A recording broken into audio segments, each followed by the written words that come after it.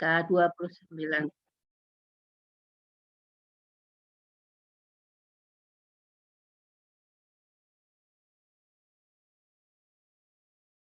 HIV pada anak itu pertama ditemukan di Afrika, HIV pertama ditemukan di Afrika, terutama di Sub-Sahara itu populasinya banyak ya, 40% populasi kena HIV. Pada AIDS pada anak di Amerika ditemukan oleh tahun 1983 oleh Oliske Rubinstein dan Aman.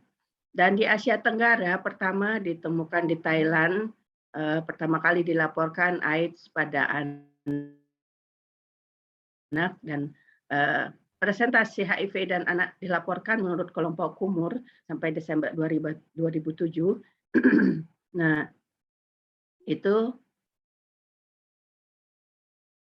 jadi HIV/AIDS itu paling banyak pada usia reproduksi ya, reproduksi usia bekerja. Jadi pada anak-anak muda mungkin penularannya yang paling banyak di sana. Kalau anak-anak itu memang sedikit, tetapi ini akan terus berlanjut karena HIV itu tidak disembuhkan ya, jadi dia menjadi penyakit kronis. Nah, persentase pada usia reproduksi inilah yang sering menjadi sumber penularan utama. Jadi patogenesisnya terjadi deplesi dan disfungsi dari sel CD4. Sel CD4 itu ada sel T ya, bagian dari sel T yaitu sel T helper merupakan CD4. Kemudian kerusakan fungsional bisa terjadi sebelum jumlah sel menyusut.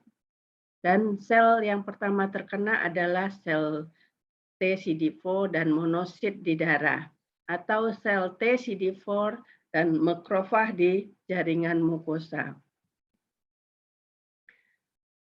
Jadi pada infeksi akut, pertama mengenai juga kelenjar getah bening dan limpa. Di sana terjadi replikasi HIV dan destruksi sel. Setelah sel CD4 diinfeksi oleh HIV, tentu jumlah sel T CD4 akan turun. Nah, itu kalau infeksi HIV. Ya, karena kita tahu virus HIV itu akan menyerang sel T CD4 ya.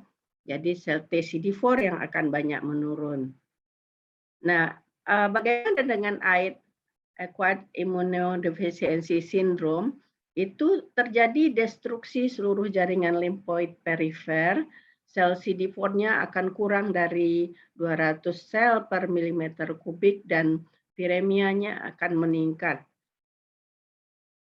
Masa inkubasi dari HIV ini lebih kurang 3 bulan, jadi baru terbentuk antibodi terhadap anti-HIV. Maksudnya, bila seseorang terinfeksi HIV, kemudian 2 minggu setelah itu kita periksa, mungkin antibodinya itu masih negatif ya, karena masih dalam window period. Jadi setelah 3 bulan diulang lagi karena akan terbentuk antibodi HIV-nya. Pada anak-anak yang kecil dari 1 tahun, diharapkan viremianya dideteksi lebih awal pada awal-awal kehidupan, biar kita tahu bahwa anak ini terinfeksi atau tidak, sehingga biar cepat ditanggulangi dan diberikan obat-obat sehingga virusnya tidak berkembang lebih banyak. Cara penularan dengan hubungan seksual, penggunaan jarum suntik yang tidak steril atau pergantian di kalangan pengguna narkoba atau penasun, pengguna narkoba suntik, transfusi darah, transmisi vertikal dari ibu pengidap HIV kepada janinnya yang dikandung. Ya, bayi dan anak yang terinfeksi HIV lebih dari 90% itu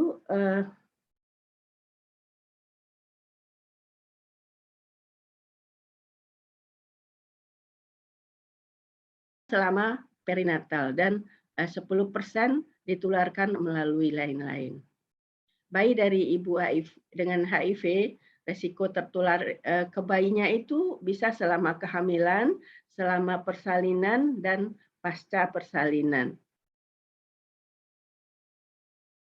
Nah, kita lihat bagaimana penularan HIV bisa seks tanpa kondom dengan perempuan lain atau PSK atau hubungan yang tidak resmi biasanya ya. Kemudian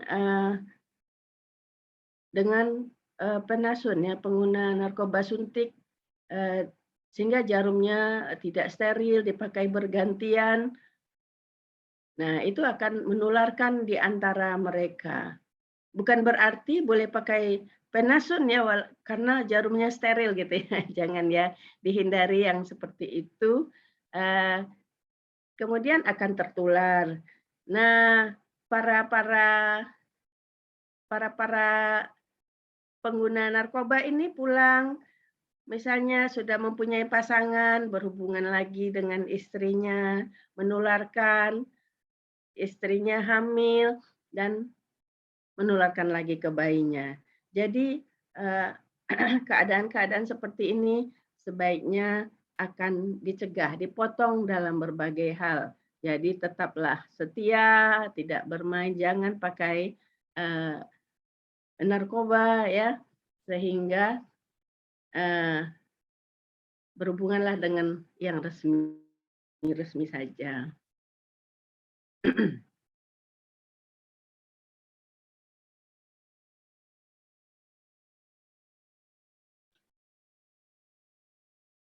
Tuh, nggak mau geser.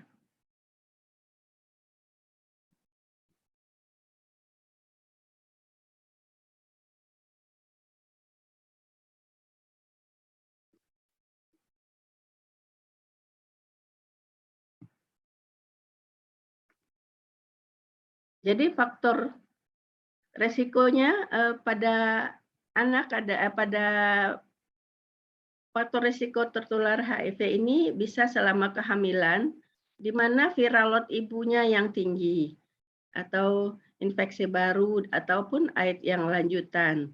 Kemudian infeksi plasenta oleh virus, bakteri, atau parasit, kemudian infeksi menular seksual.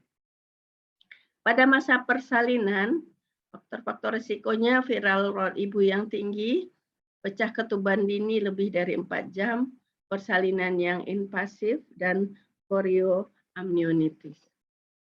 Nah, bukan selama kehamilan dan persalinan saja, selama menyusui, viral load ibu yang tinggi, durasi menyusui yang lama, makanan campuran pada tahap awal, abses atau mastitis pada payudara, status gizi yang buruk, penyakit mulut pada bayi juga merupakan faktor risiko HIV. Perjalanan penyakit HIV virus tergantung kepada jumlah virus ya, jumlah virus dan virulensinya tergantung kepada hostnya, ketidakmampuan sistem imun ataupun maturitas sistem imun. Kemudian dimulai dengan infeksi yang akut yang tidak dapat diatasi sempurna oleh respons imun yang alami. Sel yang terutama terkena adalah sel T CD4 ya, dari tadi sudah kita katakan, dan jumlah dan fungsi sel T CD4 ini akan berkurang atau bahkan sampai tidak ada. Kemampuan untuk menyerang bakteri, virus lain yang menyerang tubuh menjadi berkurang. Sehingga mudah terinfeksi infeksi oportunistik menjadi berat ya, yang harusnya kuman-kuman oportunis dia tidak sakit, dia menjadi sakit dan bahkan berat. Kemudian setelah terjadi AIDS itu kerusakan seluruh jaringan limfoid, sel T, dan klinisnya ini dari tanpa gejala sampai terjadinya AIDS. Jadi bagaimana pencegahannya? Nah, yang harus kita cegah bayi dari ibu dengan HIV, ibu dengan HIV ke bayinya itu akan risiko tertular selama kehamilan 5-10%, selama persalinan 10-20%, dan pasca persalinan 10-15%. Bagaimana mencegah tertularnya dari ibu yang HIV ke bayinya dengan program PMTCT, yaitu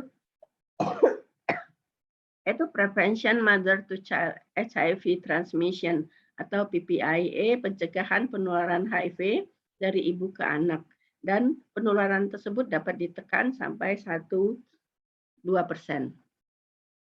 Apa saja langkah dari PMTCT itu? Ada 4. Cegah penularan HIV pada wanita usia subur, cegah kehamilan yang tidak direncanakan, cegah penularan HIV dari ibu HIV yang hamil ke anaknya,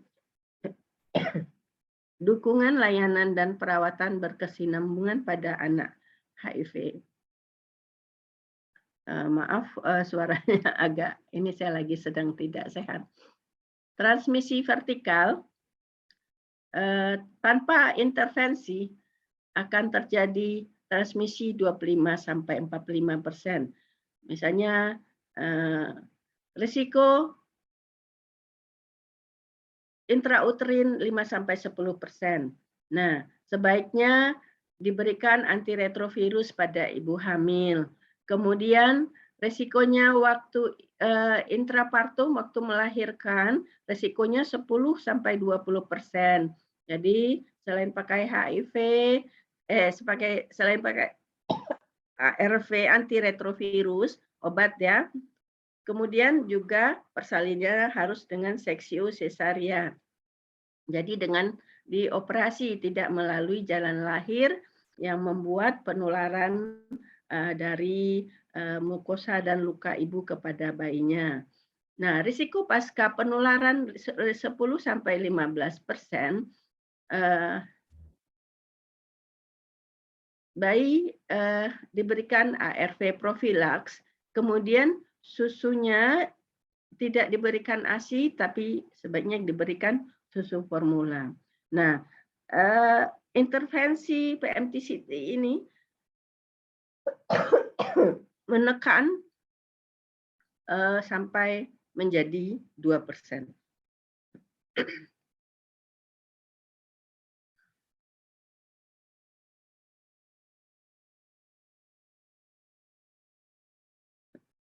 Jadi PMTCT secara komprehensif menggunakan 4 pilar. Pilar pertama, mencegah terjadinya penularan HIV pada perempuan usia produktif. Yang kedua, mencegah kehamilan yang tidak direncanakan pada ibu HIV. Jadi kehamilan ibu HIV boleh hamil, tapi direncanakan saat CD4-nya tinggi dan virusnya rendah, ya. Kemudian yang ketiga, mencegah terjadinya penularan HIV dari ibu hamil ke bayi yang dikandungnya. Yang keempat, memberikan dukungan psikologi, sosial, dan perawatan kepada ibu HIV beserta bayi dan keluarganya. Jadi bila ini apa di atas nih?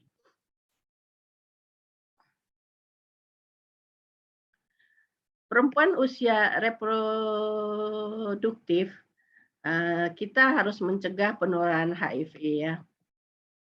Bila HIV-nya positif, kemudian cegah kehamilan yang tidak dikehendaki, maksudnya tidak direncanakan. Tapi bila hamil, harus kita mencegah penularan dari ibu ke anaknya. ya dengan yang tadi ibunya minum antiretrovirus obat HIV. Kemudian bayi yang positif kita berikan obat. Kalau bayinya lahir negatif, anaknya hidup seperti anak biasa. Nah, hal-hal ini kita harus memberikan dukungan psikososial dan perawatan bagi ibu dan bayi serta keluarganya.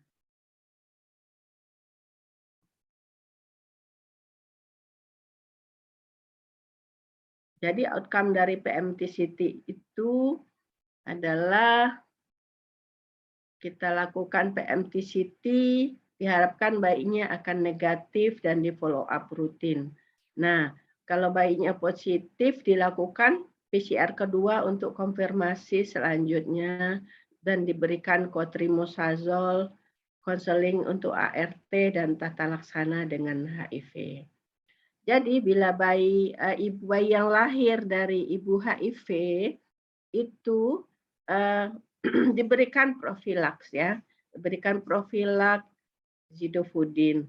Kemudian setelah 6 minggu itu diberikan dilakukan pemeriksaan PCR HIV-nya. Kalau dia positif, dia diberikan obat ARV.